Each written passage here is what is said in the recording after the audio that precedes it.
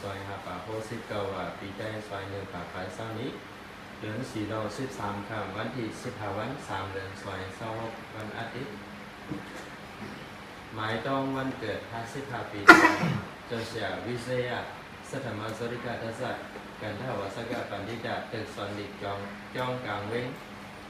มังกรายงเว้งแสนวิเศษลูกน้องตะเป้โซข้าวเฮนดิกเมืองชิโฮและปืนแผ่ศาสนาเมืองสิงคโปร์พร้อมกันอยู่ด้าน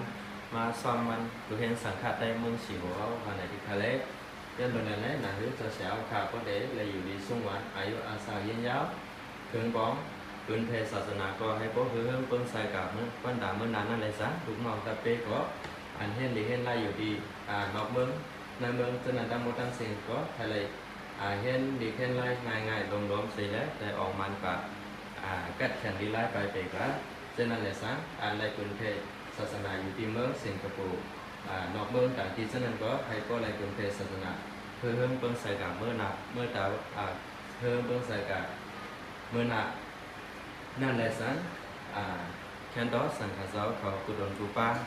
ไว้ใส่เมตตากรุณาดำนาเสร็จแล้วสุดมุนบะฮอทรงเมตตาปัญเสกรรมติเขา